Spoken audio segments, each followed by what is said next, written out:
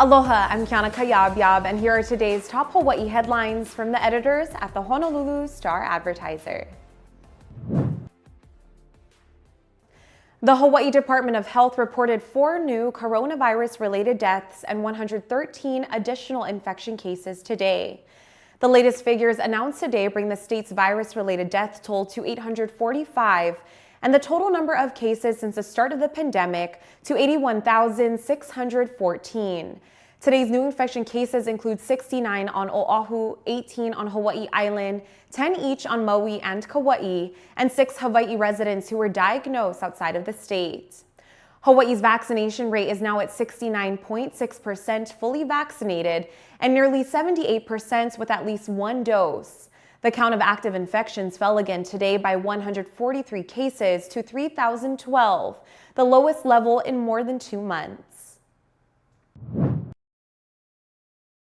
Hawaii Island police have identified the 63-year-old man who died following a solo motorcycle crash Sunday morning as Orrin Mark Wilson of Waikoloa.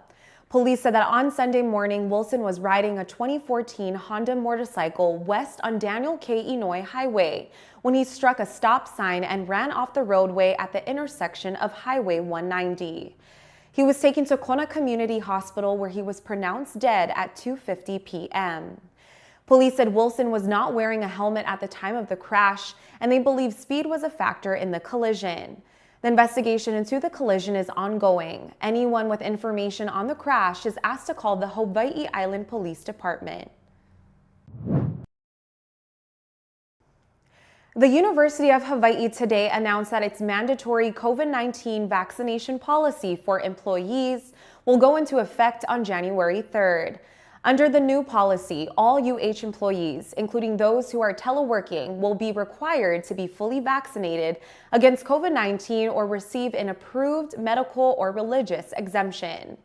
The UH Office of Human Resources has sent an email to employees saying that the policy is based on the latest federal and state guidance, and that the 3 unions representing UH employees were also consulted. Last month, UH also announced that students must be fully vaccinated against COVID-19 before registering for in-person or hybrid courses for the spring 2022 semester. Students must be fully vaccinated or have an approved exemption by January 3rd to be on a UH campus or property. Students who have not submitted their COVID-19 vaccine information or received a medical or religious exemption will only be able to register for online classes for the spring semester. The developers of the planned 30-meter telescope are now saying that construction of the $2.4 billion observatory isn't likely to start for at least a couple of years. TMT Chief of Staff Carrie Slater told the Honolulu Star-Advertiser that the telescope's developers need time to heal their relationship with the community and to recover from the delays caused by the pandemic. Slater said the project is also awaiting the results of a federal astronomy survey, which is expected to provide recommendations regarding U.S. scientific funding for the next decade. Slater said the survey's report is expected to be released in the next few months and might recommend funding for the TMT. In the meantime, about 100 Native Hawaiian opponents of the stalled project held their first major protest in over a year at the University of Hawaii Friday, as UH prepares a master plan for Mauna Kea that welcomes construction of the controversial telescope. Finally, a high surf advisory for the eastern shores of most islands has been extended through 6 p.m. Tuesday. The National Weather Service expects strong trade winds to continue over Kauai, Oahu, Molokai, Maui, and Hawaii Island today, and that will keep east shore surf rough and elevated at 7 to 10 feet through Tuesday. Officials warn of breaking waves, shore break, and strong rip currents, which will make swimming difficult and dangerous. Beachgoers should heed all advice from ocean safety officials. Forecasters say strong and gusty trade winds are expected for another day before trending down by Wednesday night.